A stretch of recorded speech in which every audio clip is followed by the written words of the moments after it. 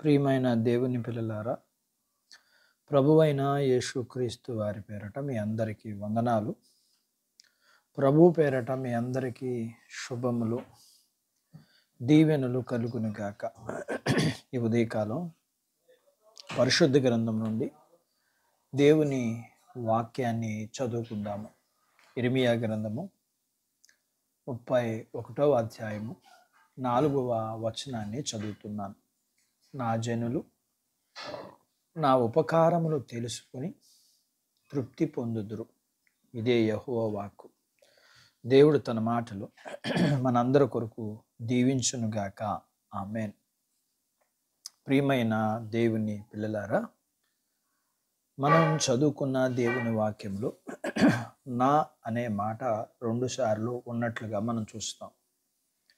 నా జనులు నా ఉపకారములు తెలుసుకుని తృప్తి నొందుదురు అని దేవుని చేత తృప్తిపడే ప్రజలు దేవుని స్వంత ప్రజలుగా ముద్రించబడ్డవారు.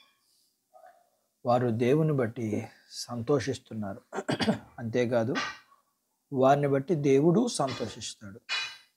వారు ఆయనను మా దేవుడు అని పిలుస్తారు. కాబట్టి దేవుడు కూడా వారిని నా ప్రజలు అని పిలుస్తున్నాడు.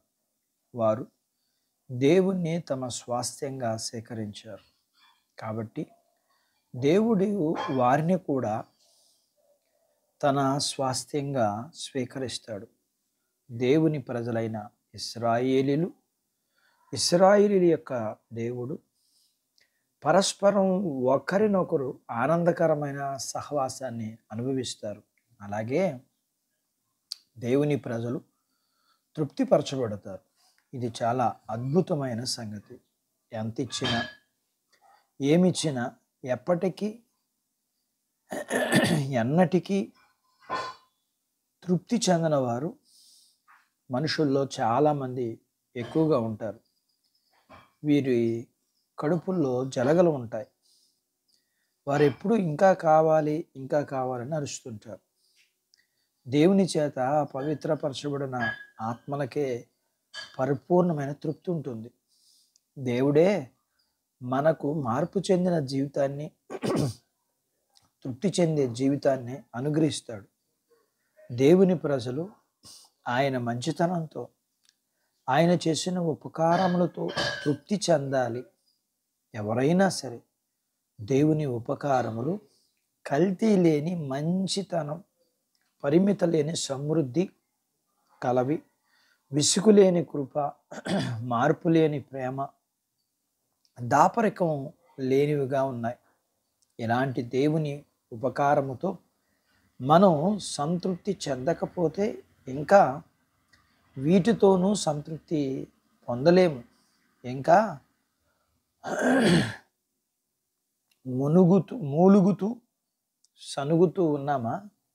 అయితే దేవుని ఉపకారములు సంతృప్తపరచని చెడ్డ కోరికలు ఇంకా మనలో ఉన్నాయి. జాగ్రత్త. నీవు మరలా మారు మనసు కొరకు పశ్చాత్తాపడవలసింది. సంతృప్తి కలిగిన జీవితం నీకు దేవుడు దయచేయునుగాక. ఆమేన్. దేవుడు తన మాటలు మనందరి కొరకు దీవించునుగాక. ఆమేన్. ప్రార్థించుకుందాం. మమ్మల్ని మిక్కిలిగా ప్రేమించిన మా ప్రియ పరలోకపు తండ్రి, మీ పరిశుద్ధ నామాన్ని బట్టి మీకు వందనాలు. ఈ ఉదయకాలం మీ పాదాల దగ్గర మీ లేఖనాన్ని నేర్చుకోవడానికి సహాయం చేశారు. అందును బట్టి మీకు వందనాలు ప్రభువా. మీ పిల్లలమైన మేము మీ యొక్క ఉపకారాలను బట్టి నాయన తృప్తి పొందగలిగిన వారిగా మేము ఉండగలగటానికి సహాయం చేయండి.